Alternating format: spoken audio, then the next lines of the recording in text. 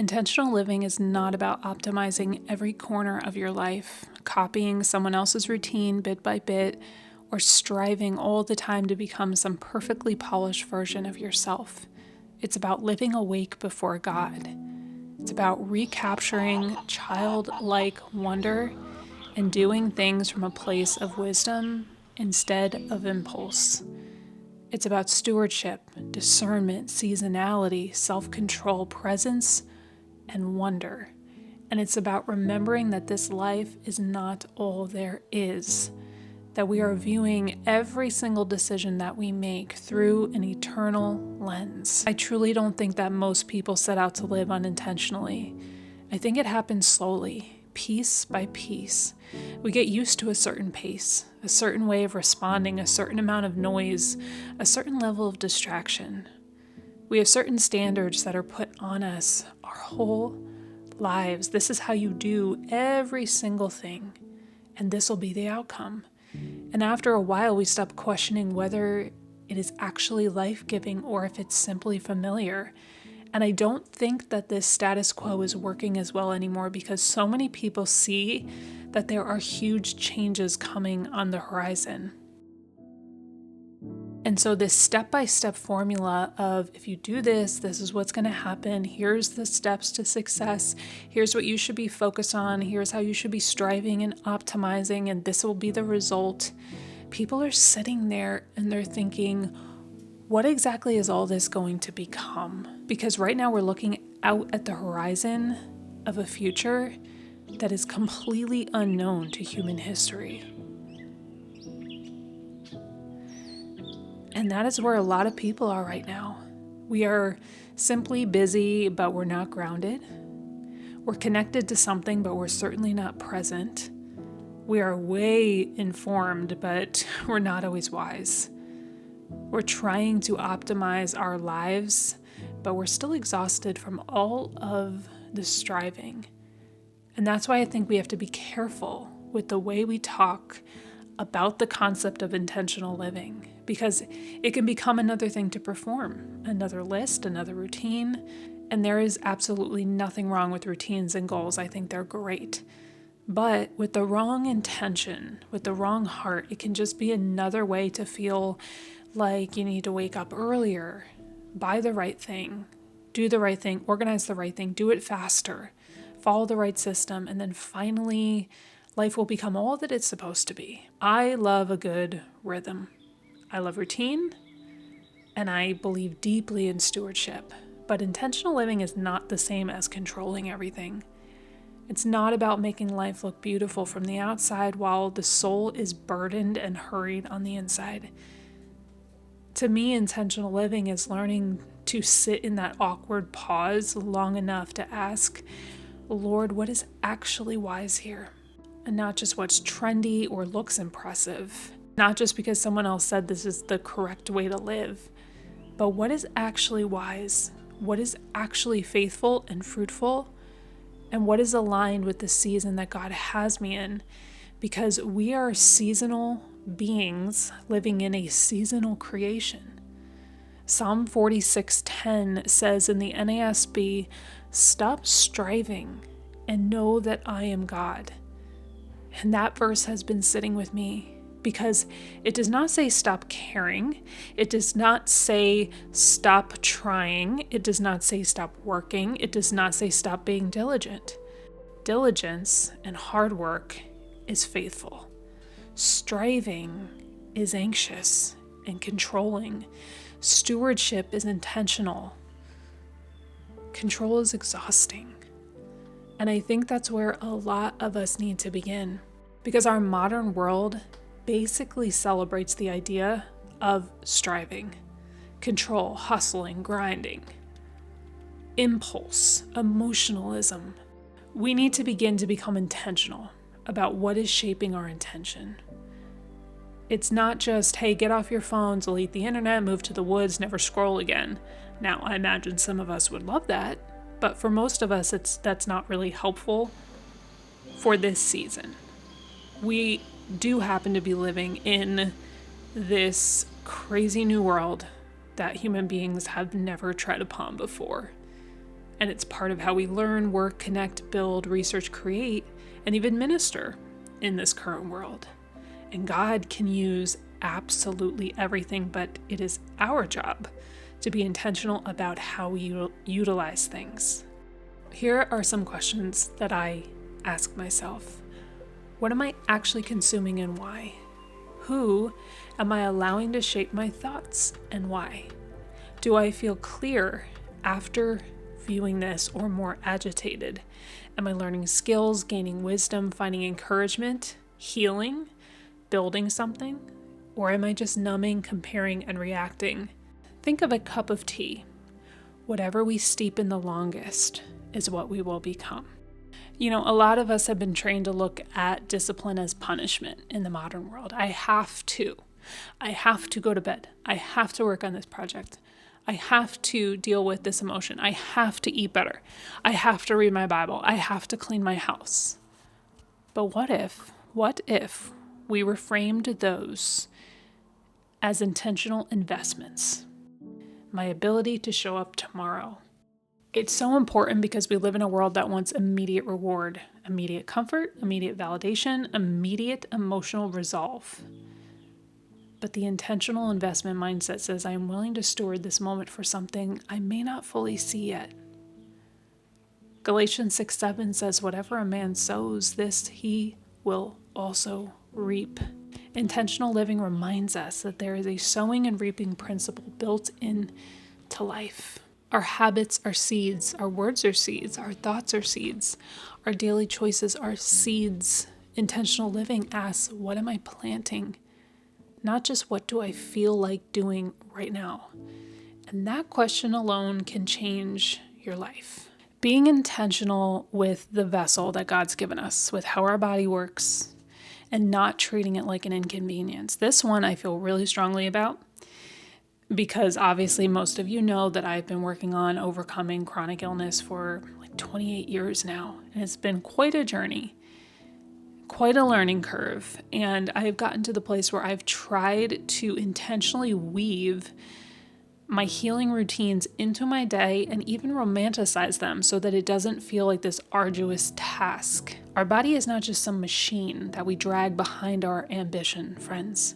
For women especially, there are seasons and shifts that deserve attention, not something that we just slap this negative label on because the world has told us it's so. That's why I appreciate companies like Biologica so much, because they attend to the seasons of women's life with intentionality instead of brushing them off. And I think a lot of women in particular have been taught to push through everything until their body gets so loud that they can't ignore it anymore. But that's not wisdom, and it's not strength. And so one of the things that I've done in my healing journey is woven my healing routine into my day in a way that feels intentional but not overwhelming. And so when I take the intentional time out in the afternoon to sit and to make my drink with all my bioavailable nutrients, bioavailable B vitamins and folate, and all of these wonderful compounds for helping to balance my mood and helping me get more restful sleep like L-theanine and saffron and GABA. One of the things that I really love about the Biologica drink, other than the fact that it's really pretty and it's fizzy and it doesn't feel like a vitamin drink, it's delicious. This is the cranberry lemonade, is that instead of having to sit here and take 15 to 20 vitamins and make it feel like a begrudging experience, I can sit here and get all of that in one and enjoy and romanticize the moment. So this is just one small supportive choice inside a bigger rhythm of caring for the body that God gave me. If you're interested in checking this out, taking the quiz to see which one of these products is best for you, the primary essentials for reproductive years, the perimenopause blend, or the postmenopause blend, I will leave a link for you in the description box and pinned in the comments below. Cheers to you, friends. So many people right now are living in impulsive emotion. We are living in a very reactive world. Everything is outrage, immediate, urgent. People are encouraged to say whatever they feel, post whatever they feel, cut people off whenever they feel it, buy whatever they feel. But not every impulse we have is wise. Not every emotion is instructional. Not every strong feeling is meant to lead our life. It doesn't mean that all of our emotions are bad. God gave them to us, but it means that they need to be submitted. They're not meant to be the steering wheel. They're signals, they're information, they're things for us to examine, but they're not meant to direct the ship. Proverbs 25:28 says, like a city that is broken in two and without walls is a man who has no control over his spirit. That is a sobering picture. A life without self-control is vulnerable to unnecessary consequence.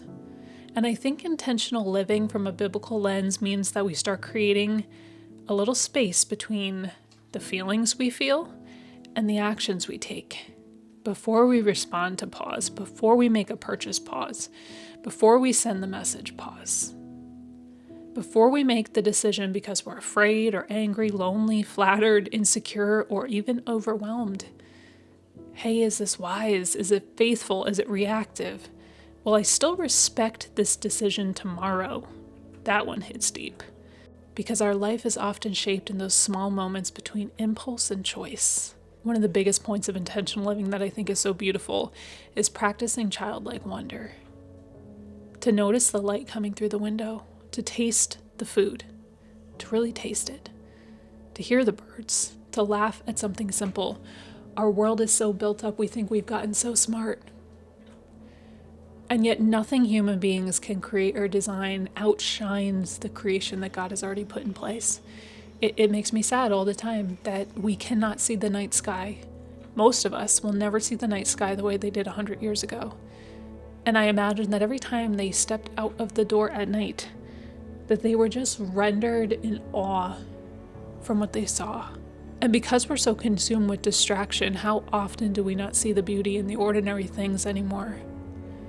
In Matthew 18:3, it says, unless you are converted and become like children, you will not enter the kingdom of heaven. There's something about childlike trust, wonder, and humility that matters deeply to God. And I honestly think that modern life trains us out of it. We've become so darn overstimulated, so analytical, so busy. We think we are so bright, so consumed, content, news, opinions, and outcomes, that we don't even know how to be present. We are uncomfortable with the idea of silence. So part of intentional living is protecting wonder in a holy way, leaving room for beauty and quiet and noticing, for gratitude, eating a meal with intention, taking a walk without headphones, sitting outside for 10 minutes just to look, not doing anything, making something with your hands that doesn't involve technology, reading slow, cooking something from scratch and actually enjoying the process. They might seem small, but they retrain our attention. And attention is a form of worship, more often than we want to realize. I really think that the most important part of intentional living is learning to live through the lens of eternity. Because once we do that, so many things start to take their proper place. The striving, the comparison, the obsessions with getting everything right, the FOMO, the fear of missing out, the urgency of everything. When we step back, all of that urgency may not matter nearly as much as we felt like it would in the previous moment. Passing our choices through the lens of eternity, the way we love people, how we steward our gifts, the way we care for our homes and our bodies, our families. Just because we are called to set our mind on things above, not on things on the earth, does not mean that it's okay to neglect the earthly things. Your home can be absolutely beautiful without becoming an idol. Your health can be stewarded without becoming an obsession. Your work can matter without becoming your whole identity. Your plans can be held with diligence and open hands of surrender. Your life can be intentional without becoming controlled.